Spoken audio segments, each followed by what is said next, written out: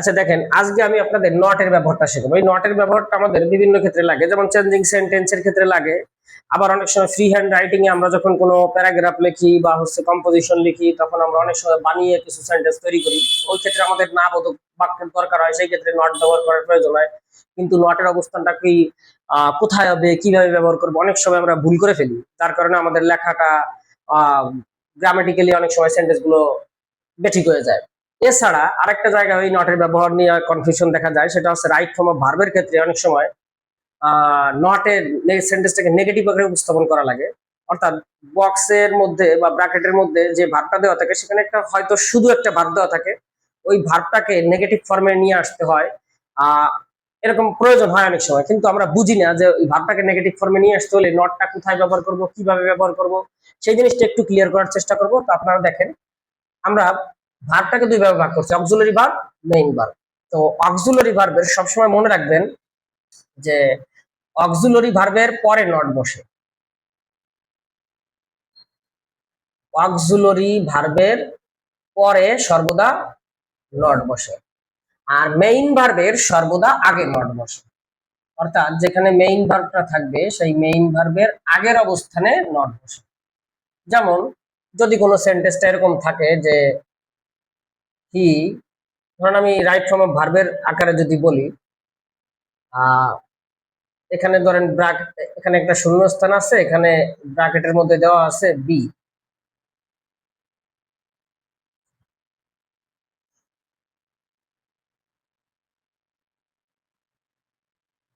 Dishonest boy, he dash ব্র্যাকেটে B a dishonest boy. আবার এখানে যদি মনে করেন একটা সেন্টেন্স আছে যে যেটা হচ্ছে আপনার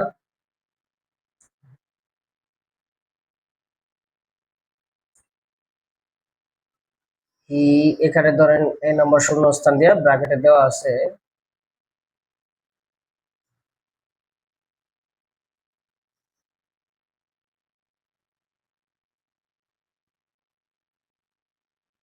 ধরেন এই সেন্টেন্সটা রাইট ফর্ম অফ ভার্বে হোক বা কোথাও আপনি ফ্রি হ্যান্ড রাইটিং এ যদি লিখতে যান, এই দুটো সেন্টেন্সকে আমরা নেগেটিভ করতে গেলে সেক্ষেত্রে আমাকে কি করতে হবে? এখানে দেখেন ব্র্যাকেটের মধ্যে মূল ভার্ব দেওয়া আছে, এখানে দেখেন ব্র্যাকেটের মধ্যে বি ভার্ব দেওয়া আছে, অর্থাৎ অক্সিলারি ভার্ব দেওয়া আছে। তো এই ক্ষেত্রে এই সেন্টেন্সটাকে যদি আমরা নেগেটিভ আকারে উপস্থাপন করতে চাই, তো আমাকে উত্তরটা করতে হবে। তো হি, এটা যদি আমরা প্রেজেন্ট টেন্সে ধরি, তাহলে হির পরে কি বসে?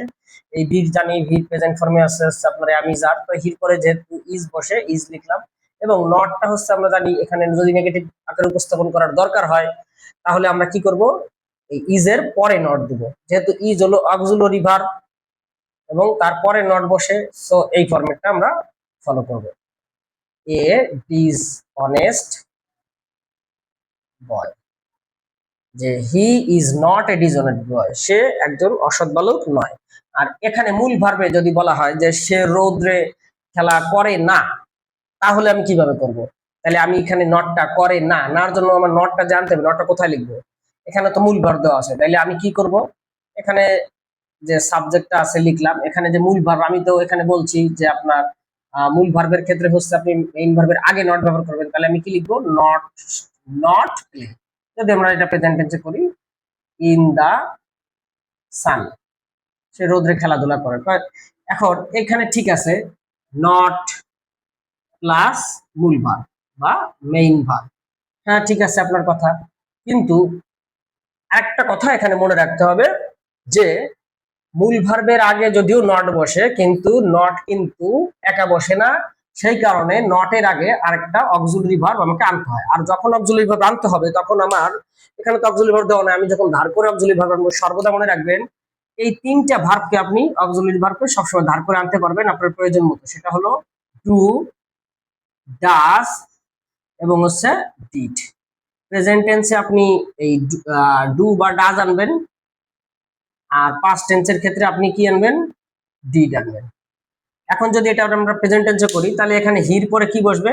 হির পরে তো হি তো থার্ড পারসন সিঙ্গুলার নাম্বার, তাহলে এখানে হির পরে ডাজ বসবে। সেই কারণে এখানে কি নিয়ে আসবেন? এই তিনটার মধ্যে থেকে টেন্স পারসন অনুযায়ী ডু, ডাজ বা ডিড, এই দুটোর এই তিনটার যে কোনো একটা নিয়ে আসবেন, তখন কিন্তু উত্তরটা সঠিক হবে। কিন্তু আপনি যদি শুধু প্লের পরে নট দেন বা প্লের আগে শুধু নট বসান, তার আগে কোনো অক্সিলারি ভার্ব অর্থাৎ ডু, ডাজ, ডিড না বসান, তাহলে কিন্তু আপনার উত্তরটা ভুল হয়ে যাবে।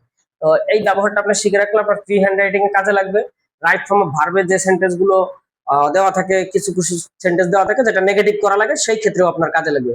তো আমি আশা করছি আপনারা বুঝতে পারছেন, এবং শুধু মনে রাখবেন যে অক্সিলিয়ারি ভার্বের পরে নট বসে আর মেইন ভার্বের আগে নট বসে, এবং সেই নটের আগে ডু অথবা ডাজ অথবা ডিড, এই তিনটে ওয়ার্ডের মধ্যে যে কোনো একটা ওয়ার্ড বসবে।